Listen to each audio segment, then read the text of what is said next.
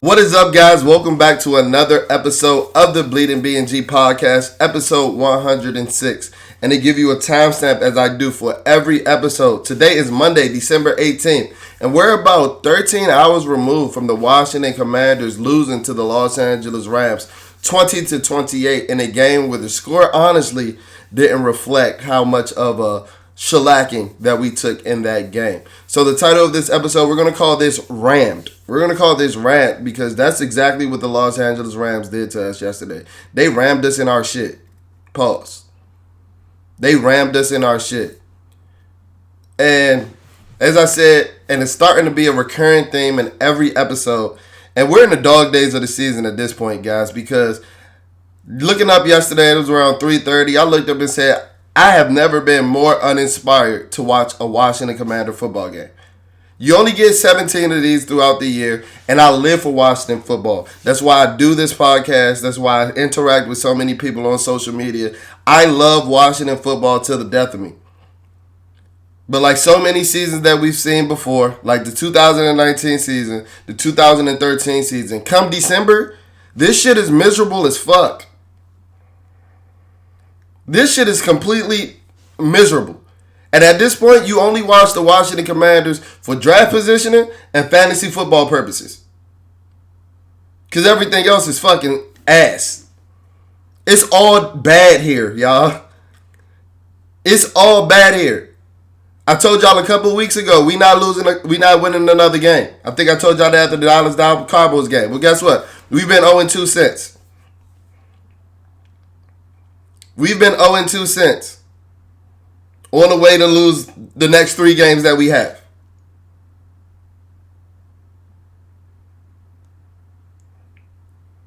Like, we down bad. And if you guys are true Washington Commander fans, let me know.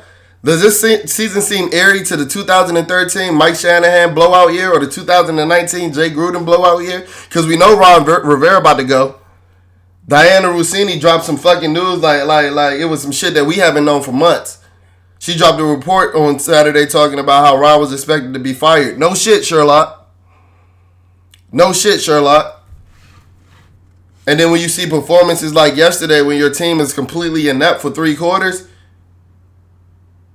you starting to question why, or I started to question why I think that this team was going to win any games. You start to come to the fruition that you're actually surprised that they have won 4 games. How did this team start off 2-0? Like, this is bad. We are down bad. As I mentioned, this is episode 106 of the BnG podcast. And before we get too deep into the nitty-gritty of this episode, be sure to like, be sure to comment, be sure to subscribe. On the road to 2,000 followers. And, you know, we're going to be giving you out some fire content no matter how shitty of the product the Washington Commanders put out there. Because we can't help it. We can't help it. We're in an abusive marriage. Come every fall through winter, the Washington Commanders come and beat the shit out of my morale. They beat the shit out of my pride, and I come back crawling every year around August. I am insane. As I mentioned before, the definition of insanity is doing the same thing over and over and over again, expecting a different result. And I don't know why the fuck I keep supporting these sorry-ass Commanders, expecting them to win anything. I'm starting to realize that shit will never happen in my life. No matter the ownership change, this organization is screwed. This organization is screwed. You might be like, oh, Jalen, you're being dramatic, da-da-da-da-da. Bro, we haven't won 11 games in over 30 years. The only NFL team to do that. The only NFL team to do that. Believe it to you guys, I'm being dramatic. Shit been the same story for the last 30 years. Yeah, you might get a one-off year with RG3. You might get a one-off year where you win 5 games at the end of the season like 2005. You might get a one-off year where you fucking make the playoffs because the rest of the division is some fucking shit like 2020. That's not the recipe for sustained success. But we become so complacent And we've been so used to such a fucking bad product over here in Washington that we don't see it. Or we refuse to admit it because we got scorn fan syndrome.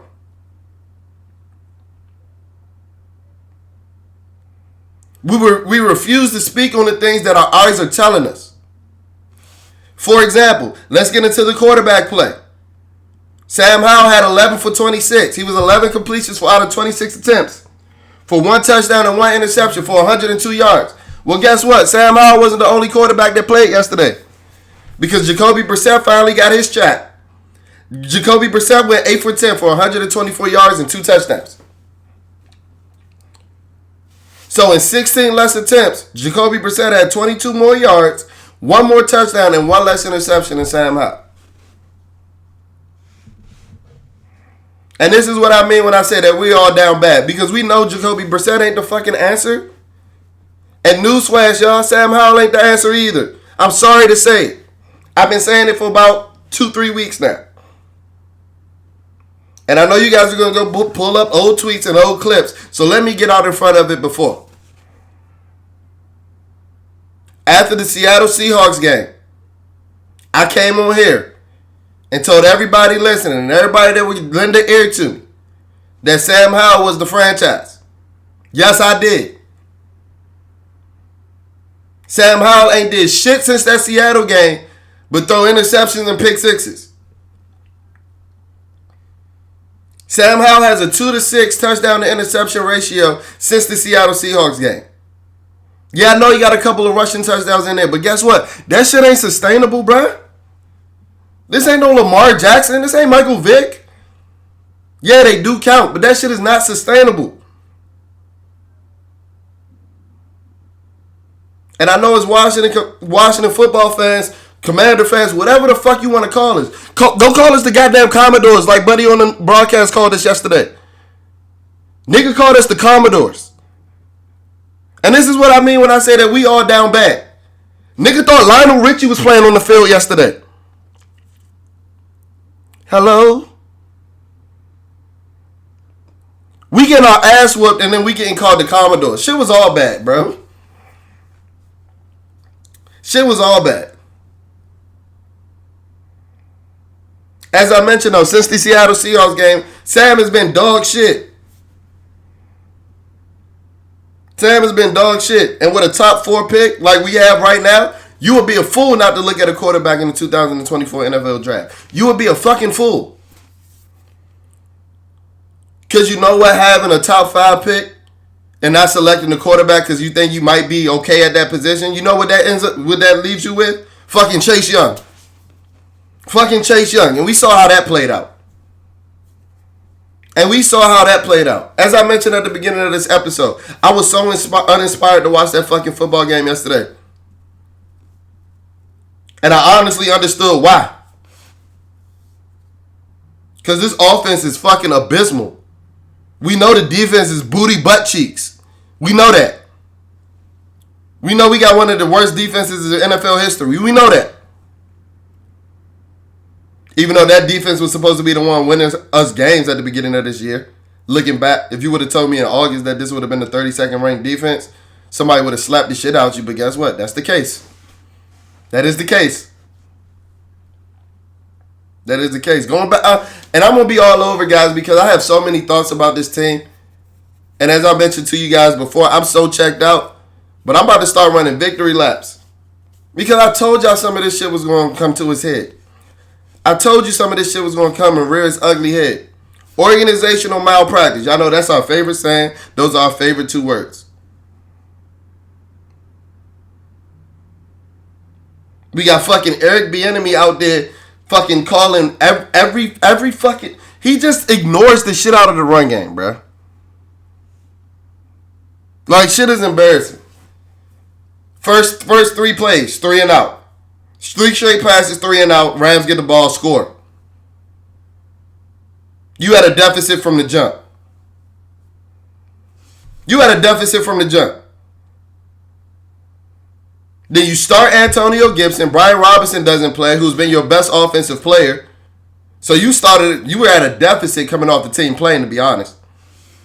But then you give Antonio Gibson what? 4 carries for 15 yards?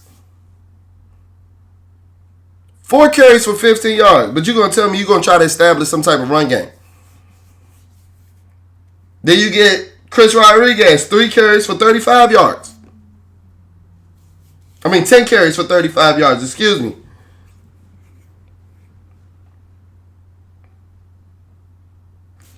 But we abandoning the run when our quarterback out there throwing fucking ducks.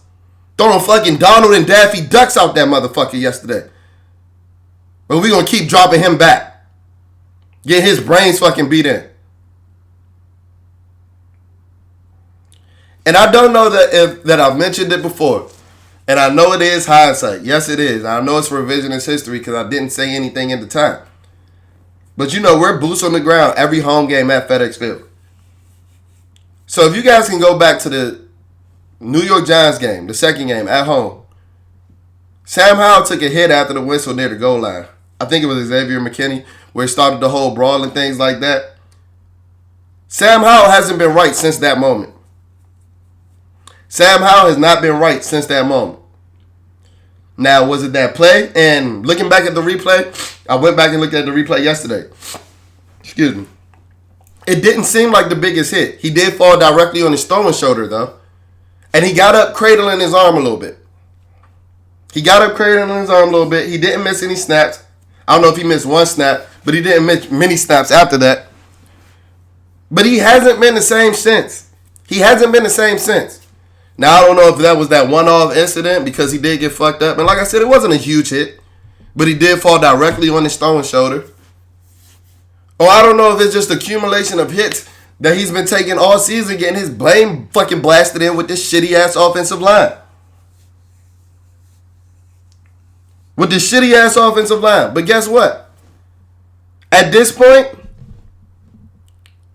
I don't know if just getting the best left tackle in the draft is going to do too much.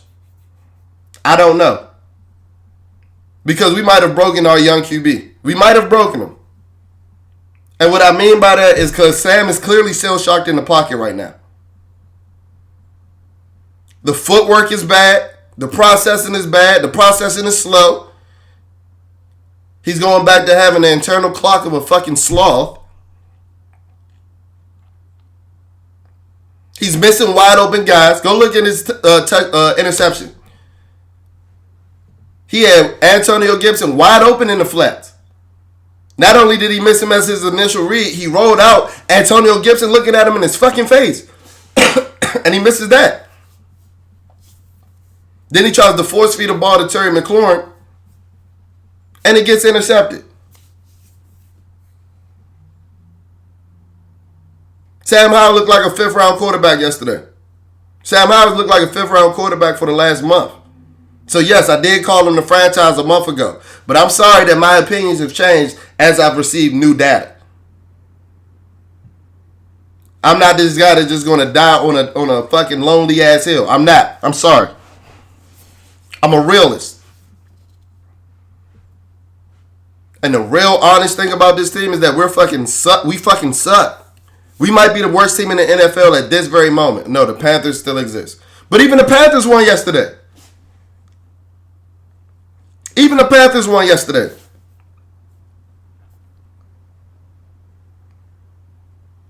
And no, I'm not going to sit here and say that, Jacoby Brissett should have been starting this whole year. I'm not that. And I didn't walk away from that game yesterday with that belief. But it is something to say that you finally got a quarterback that's able to hit your number one wide receiver.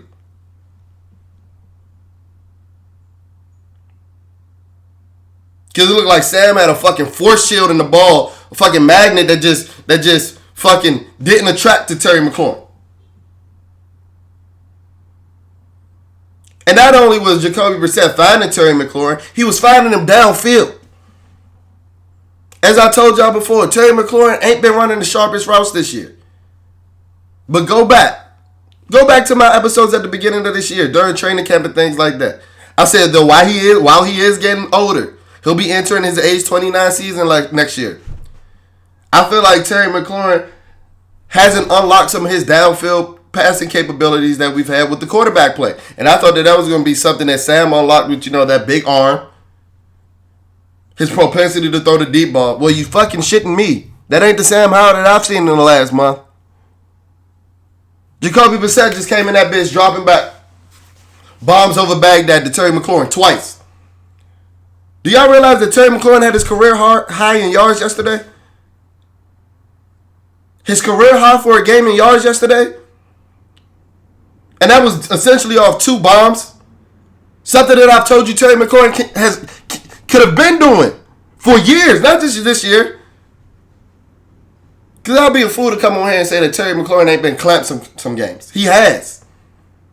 He has. Most notably the Seattle Seahawks game. Devin Witherspoon was giving him hell.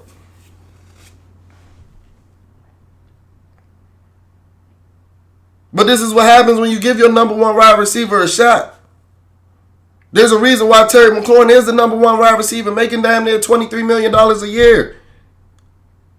And while he might not be this elite separator, one thing he is elite at is contested catches. And you saw Jacoby Brissett give him the opportunity to make those type of plays yesterday. And Terry came down with it. Hats off to you. Hats off to you. And I'm not going to come on here and say that I was eating crow. Because, Terry, you have been getting clamped. But y'all don't want me coming on here running my victory lap either. Because I've said that Terry McLaurin has a lot to be unlocked in the downfield passing game. And we saw it yesterday.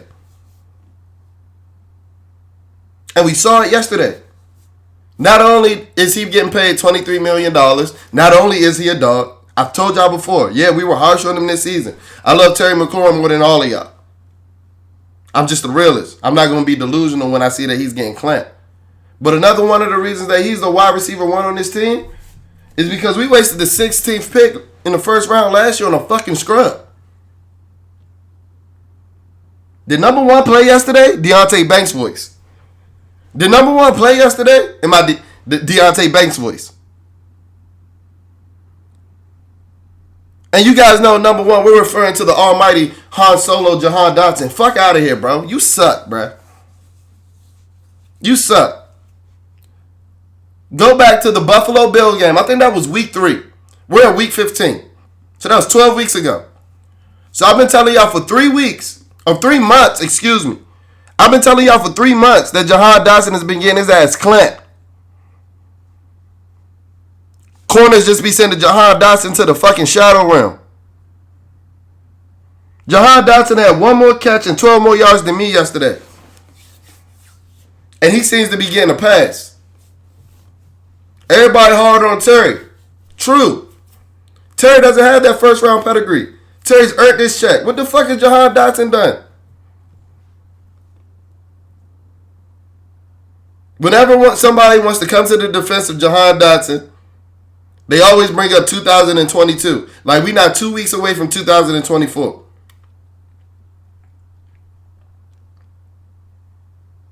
And it ain't like he had this fucking astronomical year in 2022. Yeah, he caught a lot of touchdowns.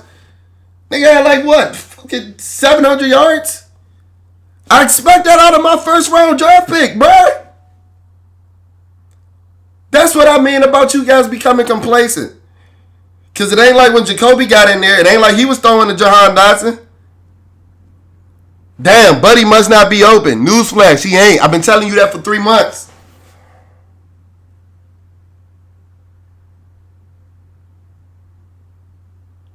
Going back to the 2022 draft. Cole Turner must be fucking ass. And I really don't see it because every time we in training camp, he's like fucking prime Jimmy Graham. But he can't even get a fucking jersey. They keep going and telling my man that they're going to go get his jersey later and never bring it to the game. How bad do you have to be inactive on this fucking team? Or is this another case of the coaches not realizing talent? Which I think it might be. The offensive line is putrid, but they weren't bad yesterday. They weren't horrible yesterday. A lot of that had to do with Sam holding on to the ball. If you guys go back and look at the film, all Sam's completions were damn near off schedule and out of structure. You can't survive like that in the NFL. Mighty funny, there was a pocket when Jacoby Brissett was in the game. When the processing is a little bit faster, when the footwork's a little better, when you're not drifting and running outside of the pocket, backing up 35 yards outside the fucking pocket, trying to leave out the back door. I told y'all, Sam Howell is shell-shocked. And I don't blame him. I don't. Buddy been getting his fucking brains beat in for the better part of 3 months. I would be shell-shocked too. He's all but 5'11". Yeah, he's built like a fucking fire hydrant. But he out there getting fucking hit by Greek gods week in and week out. That shit is bound to catch up to you at some point. That shit is bound to catch up to you at some point.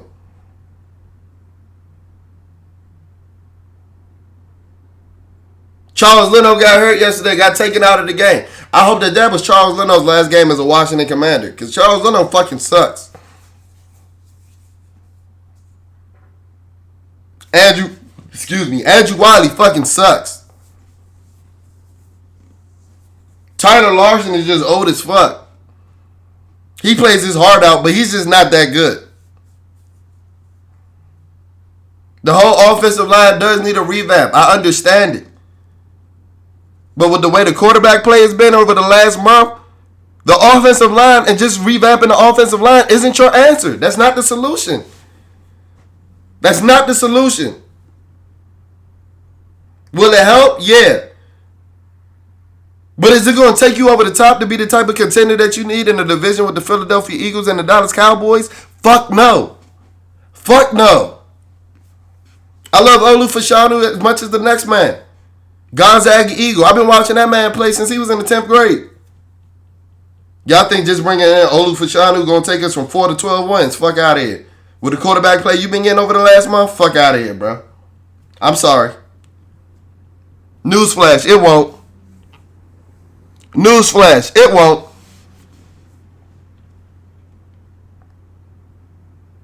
Go into this defense.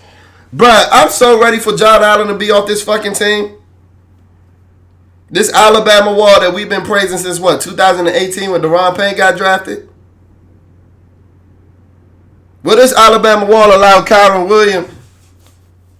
Williams to have 152 rushing yards yesterday, over 5 yards per carry. And I know the complacent Washington fans, the ones that always give these niggas every fucking excuse in the fucking book, gonna be like, bro, he does that to everybody. Well, guess what? Every fucking team doesn't have $40 million tied up to their starting defensive tackles. He's not supposed to do that to the Washington Commanders. Deron played a decent game yesterday. Had a couple tackles for loss, had a sack. Khaleke Hudson, I think, had 14 combined tackles. Jartavius Martin, stud. Yesterday he was a stud. I think he had about 10 tackles. Making plays in the run game, making plays in the pass game. But other than that, we knew this defense was some shit. Everybody in the secondary must go. Benjamin St. Juste came to the game dressed like a fucking Spice Girl yesterday and proceeded to get fucking cooked for the remainder of the game.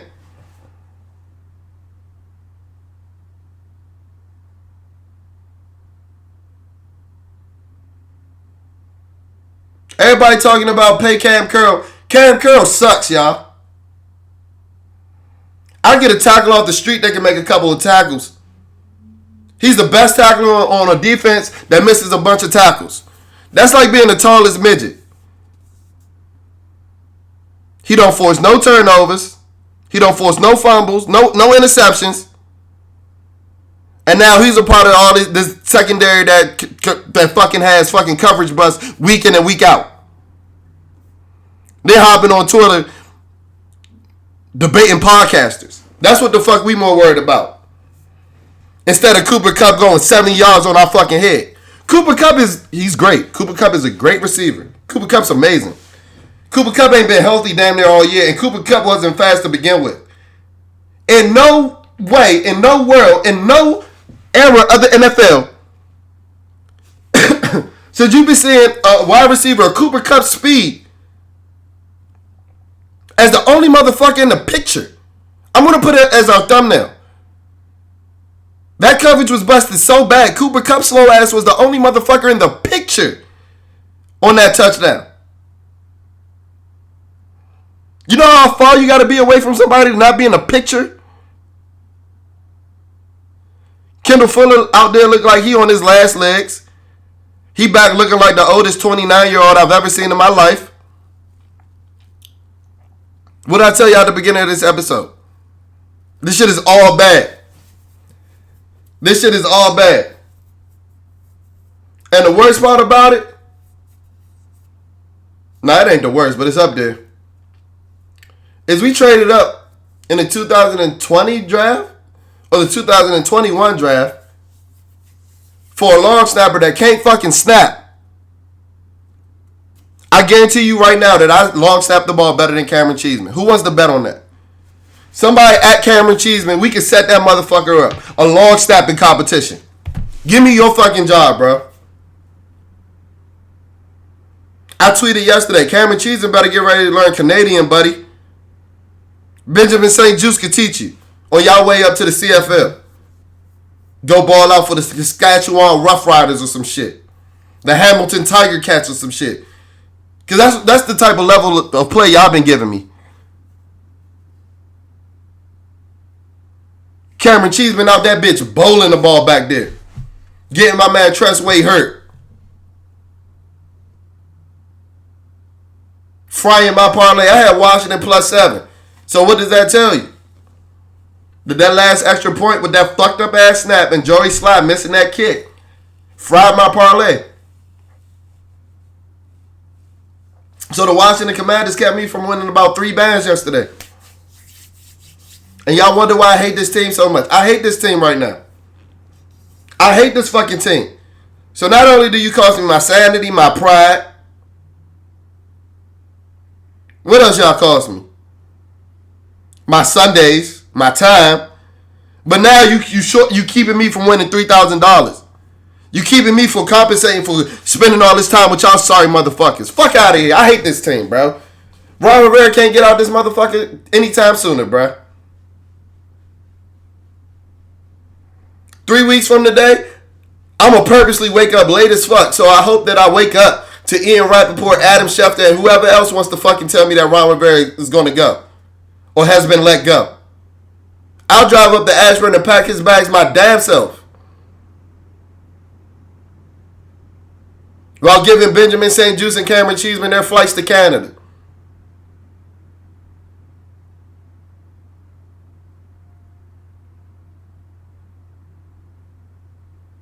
As I told y'all before, we got too many holes on this team. We're going to be bad for a while. We're going to be bad for a while. We ain't got no Cooper Kupps. We ain't got no Kyron Williams. We ain't got no Matthew Staffords. And we damn sure ain't got no Aaron Donalds. And I'm just talking about a team that's won 7 games. Ain't like they the most elite of the league. But our talent clearly doesn't stack up. Our talent we're clearly devoid of talent over here in Washington, D.C.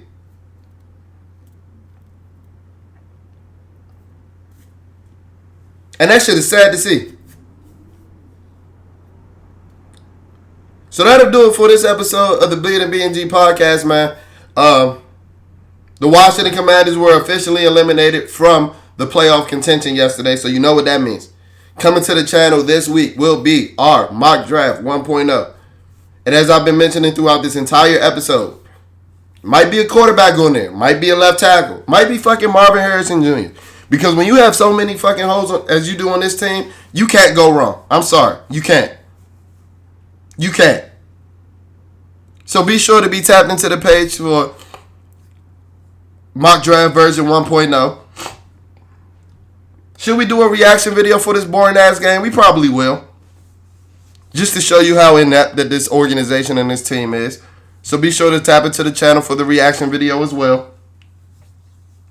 And yeah, just a lot more content. Because as I've told you, I'm going to give you 10 times the effort that the Washington Commanders give you. Which ain't much. Thank you guys for tuning into this episode. Stay tapped into the page. A lot more fire content coming. And I'll check in on you guys later.